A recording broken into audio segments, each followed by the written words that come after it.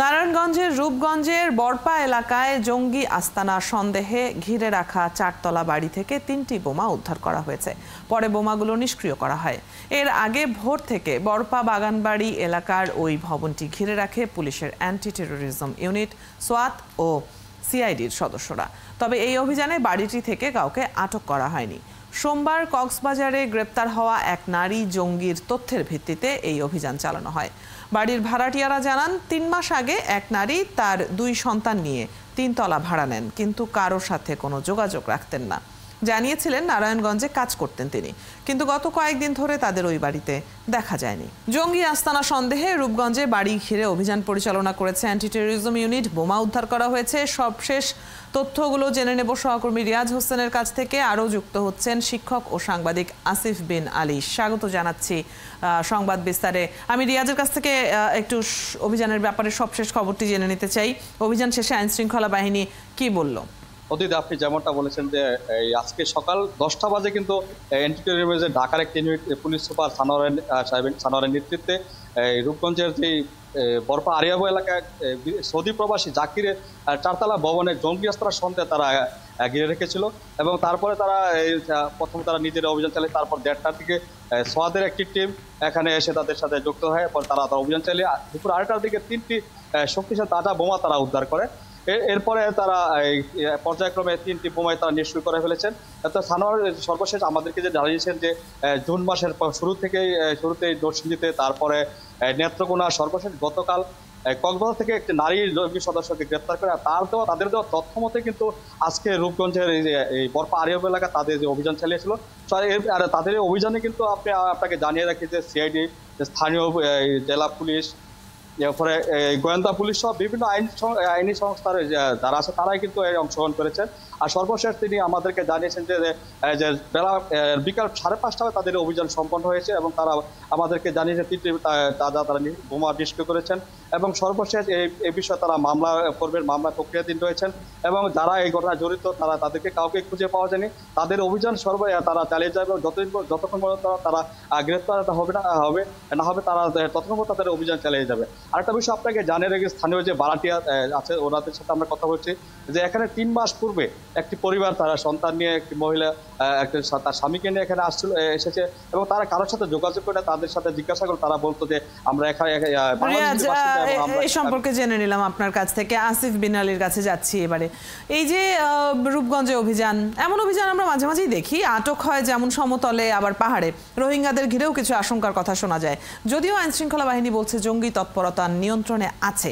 আপনি কি মনে করেন, তৎপরতা কি সত্যিই কমেছে নাকি এখন আর তেমন দৃশ্যমান হচ্ছে না? ধন্যবাদ অদিতি আপনাকে আপনার প্রশ্নের জন্য। প্রথমত হচ্ছে যে আসলে দৃশ্যমান হওয়ার তার মানে হচ্ছে যে আসলে গ্রাউন্ডে রয়েছে, আমরা দেখতে পাচ্ছি না। তবে যেহেতু আইন শৃঙ্খলা রক্ষাকারী বাহিনী বলছে যেটা নিয়ন্ত্রণে আছে, এবং আমার মনে হয় যে বাংলাদেশের আইন শৃঙ্খলা রক্ষাকারী বাহিনী যথেষ্ট সক্ষম এই ব্যাপারে তাদের মন্তব্য দেবার জন্য। আপাতত আমরা যে তথ্যপাত্রগুলো দেখি তার থেকে এইটা মোটামুটি বলা যায় যে এই মুহূর্তে, বিশেষ করে 2021 সালের পর থেকে বাংলাদেশে ধর্মীয়ভাবে যে উগ্রবাদের যে ব্যাপারটা রয়েছে সেইটার যে মিলিটেন্ট পার্টটা সেইটা যথেষ্ট নিয়ন্ত্রণে রয়েছে। তবে আমাদেরকে আবার এটাও মাথায় রাখতে হবে যে এই নিয়ন্ত্রণে থাকাটা যাতে সবসময় থাকে, হঠাৎ করে যাতে আবার মাথাচাড়া দিয়ে না ওঠে, এবং এটা একটা চলমান প্রক্রিয়া। আর এটার সাথে আর একটা বিষয়, সেটা হচ্ছে আপনি যেটা শুরুতেই বলছিলেন যে এই ধরনের জঙ্গি আটকের অভিযান এবং মানে সেটা পাহাড়ে বা সমতলে সব জায়গাতেই ঘটে, সেই ব্যাপারটাতে আমাদেরকে একটু নজর রাখতে হবে যে আসলেই কি এটা জঙ্গি আটকের অভিযান নাকি হচ্ছে যে এটা একটা সাধারণ অভিযান বা আইন শৃঙ্খলার কোনো একটা অভিযান, কিন্তু মিডিয়া সেইভাবে প্রেজেন্ট করছে কিনা। আমাদেরকে এই ব্যাপারে খুব সচেতন থাকতে হবে, কারণ আপনাকে মনে রাখতে হবে যে জঙ্গি যে ঘটনাটা, বিশেষ করে ধর্মীয় আদর্শে পুষ্ট হয়ে যে জঙ্গি কার্যক্রম, এটা খুবই সেন্সিটিভ একটা বিষয় এবং এইটার যেমন মিডিয়া সেন্সিটিভ করা যাবে না, আবার এটাকে ওভার ইউজও করা যাবে না। জি, সোশ্যাল মিডিয়া ঘিরে নানান তৎপরতার কথা শোনা যায়, নানা অ্যাপসে এবং ক্লোন গ্রুপে রিক্রুটের অভিযোগ আসছে, এমনকি নানা ইস্যুতে একজোট হয়ে উস্কানি বা বিদ্বেষ আমরা দেখতে পাই সোশ্যাল মিডিয়ায়। তো জঙ্গি তৎপরতার চেহারা কি তার মানে বদলেছে কিনা? চেহারা জঙ্গি তৎপরতার যদি আমরা ব্রডলি চেহারা দেখি, একটা হচ্ছে যে ধরেন মিলিটেন্ট অ্যাক্টিভিটিসের মাধ্যমে, অর্থাৎ বোমা হামলা করা, সুইসাইড বম্বিং করা, অ্যাবডাকশন, তারপরে বিভিন্ন জায়গায় গিয়ে জিম্মি করে রাখা, এটা একটা। আরেকটা হচ্ছে যেটা সোশ্যাল র্যাডিক্যালাইজেশন, যেটাকে আমরা সরাসরি জঙ্গি কার্যক্রমের মধ্যে ফেলবো না। সোশ্যাল র্যাডিক্যালাইজেশন একটা ভিন্ন জিনিস। সোশ্যাল মিডিয়াতে রিক্রুটমেন্ট, দেখেন জঙ্গি কার্যক্রমের রিক্রুটমেন্ট সোশ্যাল মিডিয়া ব্যবহার হয়েছে, এখনো হচ্ছে, ভবিষ্যতেও হবে।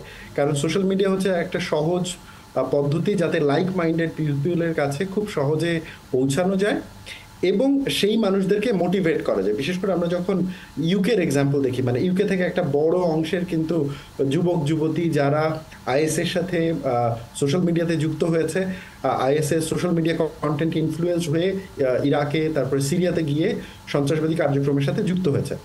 বাংলাদেশের ক্ষেত্রে এই ব্যাপারটা নতুন নয়, এটা একটা মোটামুটি এখন প্রতিষ্ঠিত সত্য যে বাংলাদেশেও যে নব্য জঙ্গি গ্রুপগুলো ছিল, বিশেষ করে 2016 হোলি আর্টিজান ঘটনার পরে আমরা যদি জঙ্গি 2.0 বলি, হ্যাঁ, তো এই ব্যাপারটাতে আমরা দেখতে পাবো যে সোশ্যাল মিডিয়া ব্যবহার করে লাইক মাইন্ডেড পিপলকে রিক্রুট করার একটা প্রবণতা লক্ষ্য করা গেছে। তবে মানে আসার কথা হচ্ছে যে এখন পর্যন্ত এটা নিয়ন্ত্রণে রয়েছে, কিন্তু নিয়ন্ত্রণে থাকবে ততক্ষণই যতক্ষণ ধরেন আইনশৃঙ্খলা রক্ষাকারী বাহিনী এবং অন্যান্য যে সংস্থাগুলো রয়েছে তারা এই ব্যাপারে খুবই ভিজিলেন্ট থাকবে। আর ওই যে আরেকটা জিনিস বলছিলাম, যেটা হচ্ছে কখনোই এই ব্যাপারটাকে রাজনৈতিকভাবে ব্যবহার করা যাবে না। এটাকে এমনভাবে ডিল করতে হবে যাতে করে সোশ্যাল মিডিয়ার মাধ্যমে রিক্রুটমেন্টটাকে বন্ধ করা যায়। আসলে কি এটা আসলে বন্ধ করা সম্ভব না, অ্যাটলিস্ট নিয়ন্ত্রণে রাখা যায়।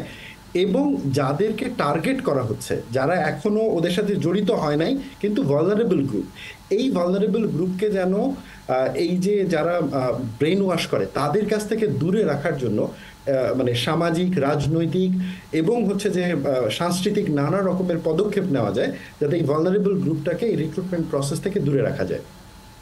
অনেক ধন্যবাদ। অনেকগুলো দিক একসাথে তুলে ধরলেন আপনি, অনেকগুলো বিষয় নিয়ে কথা হলো। ধন্যবাদ আমাদের সাথে আজকে যুক্ত হবার জন্য।